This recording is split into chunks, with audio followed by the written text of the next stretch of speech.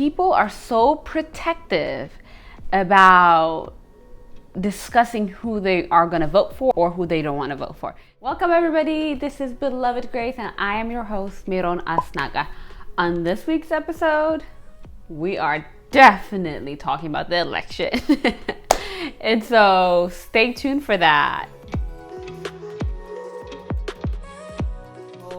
I cannot not talk about the election because this week I have been watching the votes coming in on CNN like a sports event. I felt like my team was playing and I was making sure that every single second I was staying up to date how the score was going. And I tell you, this has been the longest game I have been watching. It's just been so interesting. This is gonna be a quick episode about my kind of experience watching this whole thing unfold as an immigrant who cannot vote in the country, right? And then seeing decisions that are being made, votes that are being cast that is going to affect my livelihood in this country. And so it's an interesting place to be.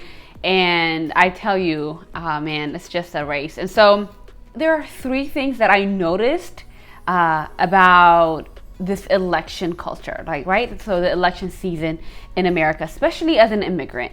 So the first thing that I noticed is that people are so protective about discussing who they are going to vote for or who they don't want to vote for. But they will never openly tell you who they voted for.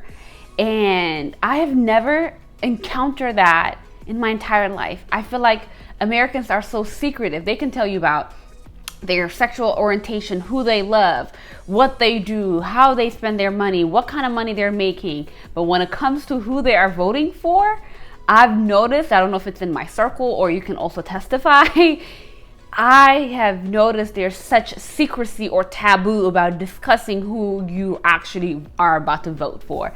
And I thought that was so interesting.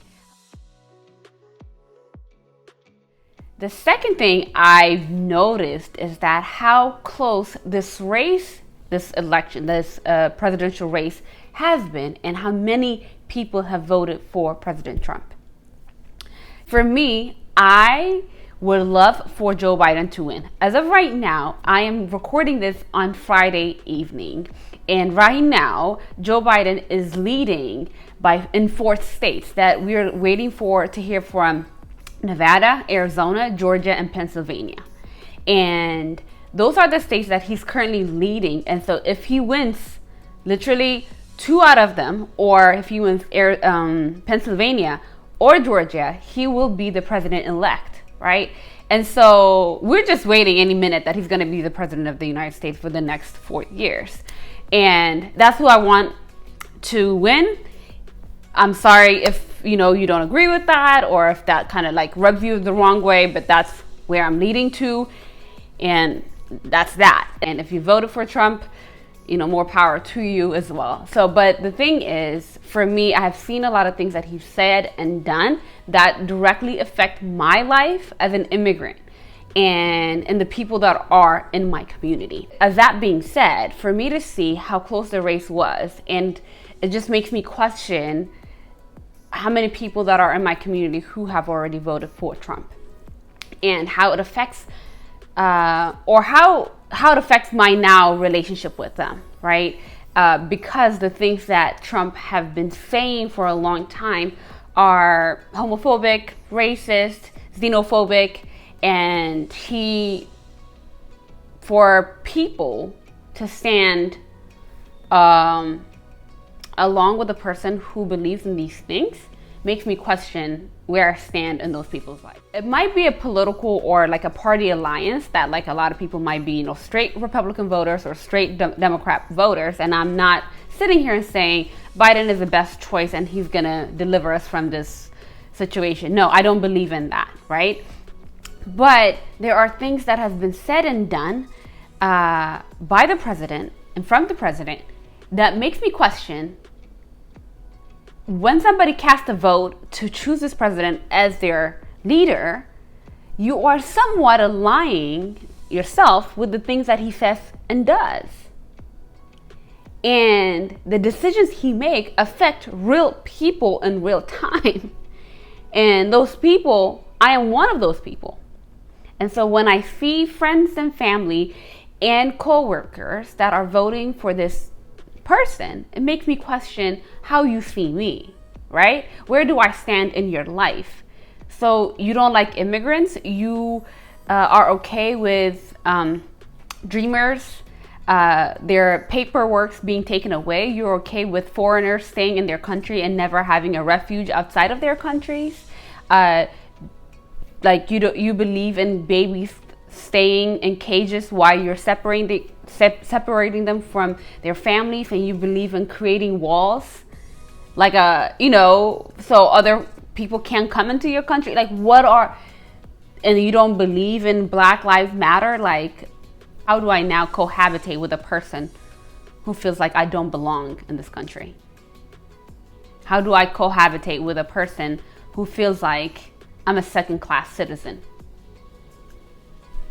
And you went ahead and cast a ballot for a person who perpetuates that, right? The third thing I noticed is the fact that so there's a lot of memes that are going on Instagram. Obviously, the social media world is going crazy, which is, some are hilarious, some are like crazy, but I've had a good 3-4 days just looking at the Instagram and all of that great stuff. But one thing I noticed throughout was that there were a lot of Christians, right, or prophets that have been saying these things about, Trump is going to be the president, Biden's going to be the president, and all of that, this is what's going to happen, and the Lord spoke to me, and this is what he's saying. And we are so caught up with what's going on in this world, and we are so tied to the party we are electing or want in power.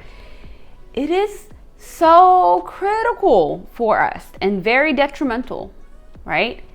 For people we are shepherding, who are listening to us and who are under us and who sees us as leaders, especially leaders in the spiritual realm, right? We really got to be careful what we say that the Lord has told you to say. And when Joe Biden, right? For me, I'm optimistic when Joe Biden, but if Joe Biden becomes the next president and you sat there and prophesied and said, the Lord had told me Trump is going to triumph, what does it say about you as a prophet, you as a leader, and a shepherd of the Church of God? What is your responsibility as leader of the church? How are we I think it's a warning. It is a warning for all of us Christians. Where is our alliance? Where is our hearts in this matter? Are we going to go that far to say, the Lord has told you that Trump is going to win? Or Biden's going to win because you want them to win?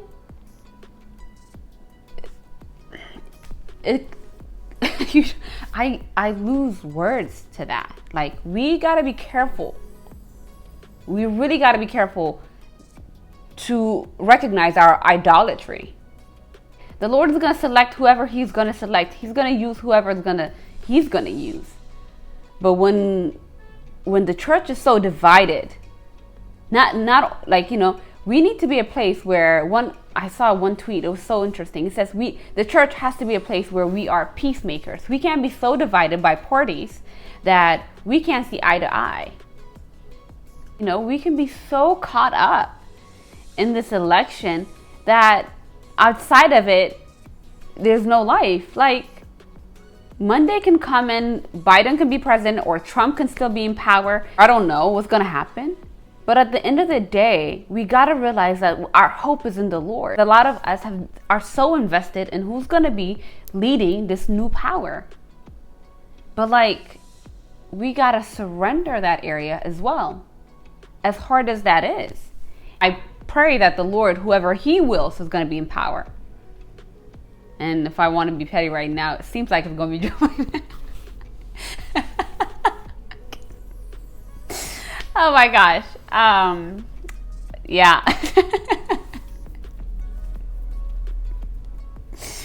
My God. Okay. I just have to be petty. But man, this week has been such a sporting event. What's football? Whatever. What is sports when 2020 election is going on? What are those? I had such fun in watching them, and I had such anxiety about votes and percentages that are going up and down. Man, those newscasters, bless their hearts, they did all they can. I can't imagine repeating everything, repeating 10 sentences, the same 10 sentences every hour for the last 72 hours. Let's count the votes. Seems like Joe Biden is winning. It seems like Trump is leading. We're going to recount the votes. There's litigation that's going to come. President Trump said this. My gosh, broken records indeed. But it was the most exciting thing that I've experienced for a long time, especially in this pandemic. It was such an exciting one. But yeah, that's what I wanted to share with you guys. Quick one.